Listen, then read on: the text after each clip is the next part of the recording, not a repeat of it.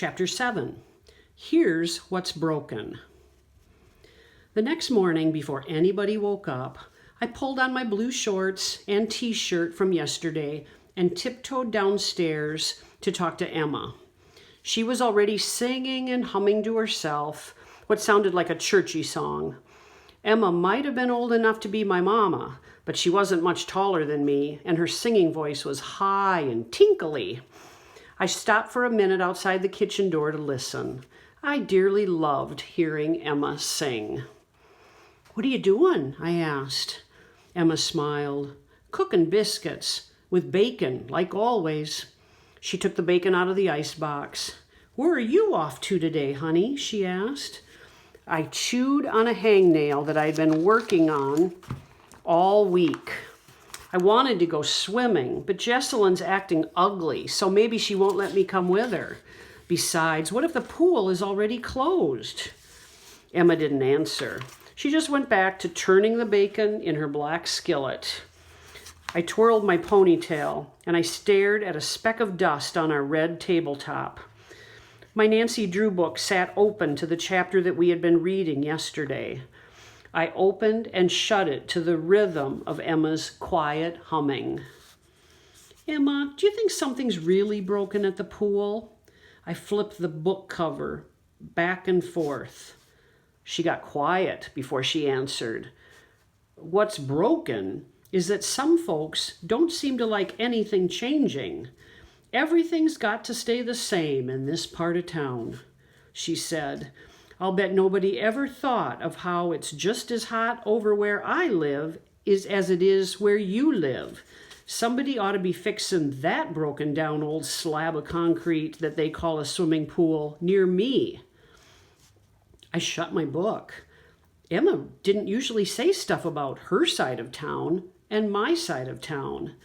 I never even considered how she might not have a nice place to cool off. I loved our community pool.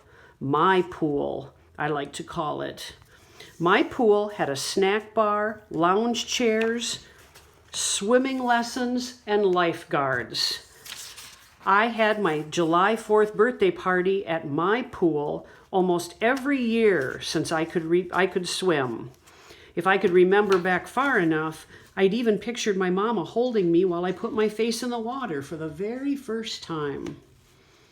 I started to ask more about Emma's pool, but when she poked a long fork into the bacon like she was spearing something hateful, I swallowed my question. Frankie showed up just when the bacon was cooling off on the kitchen table. He'd come right through the back door and made himself at home. "Frankie, do you hear bacon sizzling all the way down Church Street?" I asked him. "I can just about smell it," he answered. He pushed his red hair off his forehead and straightened his glasses. "It smells good." "Here, have yourself one." Emma handed us toasted biscuits with bacon inside. Frankie and me sat on the back steps eating biscuits and licking butter off our fingers, being quiet together like we do sometimes. And then I got an idea. "Hey, Emma, can the girl I met at the library come over for supper one night?" I called out. Emma could hear me through the screen door. "Who'd you meet?" Frankie asked, stuffing the last bite into his mouth. "A girl visiting from Ohio," I said. "Her name's Laura. She likes Nancy Drew books like me and Emma. Miss Bloom asked Laura and me to do story times together at the library. She says she doesn't have one single friend here, except me now." Frankie leaned in, talked quiet so I could barely hear him. "I wonder if she's one of those troublemakers in town from up north, trying to make them vote. Oh, here living with the coloreds," he said, "trying to make them vote. Daddy said one of those long-haired hippies could stay where they belong. Plenty of people up north need help." Frankie's daddy is the James in Bill and James's Wild West Wear and Clothing Emporium downtown. Besides selling cowboy hats and fancy boots and telling Franklin what to think, Mr. Smith was once upon a time a big football hero. He still has old pictures and even his jerseys from a zillion years ago hanging all over the store. For your information, Frankie, I stood up and I looked right at him. My new friend is not a troublemaker, and she's not living with any colored people. She's here with her mama, Laura Lampert. That's her name. Laura and me went for a walk. I showed her the pea pool and the playground and all. We might make us a lanyard or a friendship bracelet at the park tomorrow. No use telling Frankie about the drinking fountains. I didn't want to give him another reason not to like Laura. Frankie scrunched up his face and he looked hard at a pile of red ants next to the steps. What he said next made my stomach knot up. I hate Yankees. You better be careful, Glory. My daddy says they're trouble. Between his daddy and his mean big brother, JT, somebody is always trying to tell Frankie what to think. Half the time, I wonder if Frankie's scared to death of JT and his own daddy. Does your daddy even know this girl from Ohio? I asked. Frankie did not answer my question. I sat down again and glared, daring him to say one more thing about Laura.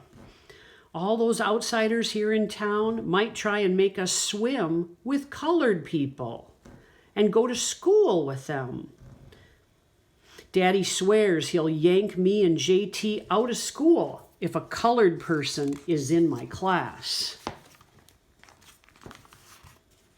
About that time, Jessalyn appeared at the back door, and even as quiet as Frankie talked, she had heard him. She marched herself around in front of us on the steps. Just because somebody talks a little different doesn't mean you can't be nice to him. Jessalyn pointed her pink painted fingernail at Frankie and then at me. You think the world would come to an end if you had somebody not exactly like you sitting beside you in a school next year? We know plenty of people, different people. We don't mind sitting next to them. I didn't like Jessalyn, thinking Frankie was hateful or stupid, but he sure was acting that way. Jessalyn looked hard at him. Some people in this town, your brother included, need to learn a thing or two about getting along with people. She stormed inside. Frankie, what you said, that was about the dumbest thing I've ever heard. Not going to school just because of who's sitting next to you? What about mean Donnie Drake, who steals your homework? Or Kenny? He's been in our class since kindergarten. He smells like a billy goat and he picks his nose, but you'd sit next to him. Frankie wiped butter off his fingers onto his t-shirt and he shrugged his shoulders at me. That's not the same. 'Cause they're white? Is that what your daddy thinks? Frankie ignored that. What's that girl doing at the town library anyhow? Daddy says pretty soon they'll be letting just anybody come in there. Frankie stood up and brushed the crumbs off his t-shirt. Why do you like that Yankee? He asked. I told you, her name is Laura, I said. Call her by your name. She's nice, and we both love Nancy Drew books. And she needs a friend. She stays at the library while her mother's a nurse working out in that highway. At least that's what Miss Bloom told me. What I didn't tell about was Laura's mother running that clinic, helping poor people who don't have such a thing as a doctor or a nurse.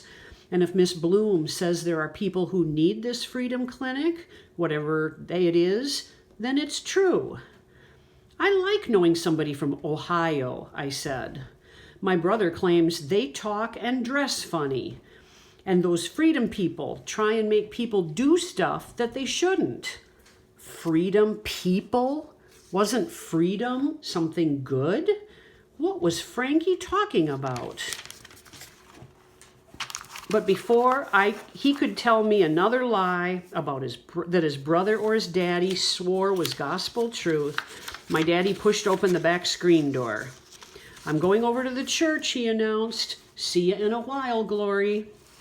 Thank you for having me to breakfast, Brother Joe. I do love Miss Emma's biscuits, even when they weren't exactly invited. Frankie remembered his manners. You're welcome anytime. Oh, and Glory, I did overhear you talking about a visitor girl you met at the library just now. Invite her to supper, why don't you? You and Jesselyn can get to know people from other places. And then Daddy headed out to the church. I'll invite Laura Lampart to supper. I smiled really nice at Frankie. My sister and I will know somebody from far off. That is, if Jesselyn could pull herself away from her new boyfriend long enough to pay me any nevermind. Or stop believing that trying out lipsticks with Mary Louise is more fun than playing junk poker with me. Then maybe Jesselyn would think having my new friend from Ohio over here for supper was fun. Frankie let out a big sigh. My daddy's gonna be mad, he said, and he scooted home, kicking a rock halfway down the block. My brother's gonna beat me up for playing with somebody who likes Yankees, he yelled back at me. JT was scary, all right, and I hoped he wouldn't beat Frankie up. I truly did. But right now, I needed Frankie about as much as I needed Jesselyn's fancy orange lipstick. Emma, I'll be back real soon, I hollered over my shoulder. I'm going over to the library to invite Laura Lampart for supper. From inside the kitchen, Emma shut the icebox door so hard the milk bottles rattled.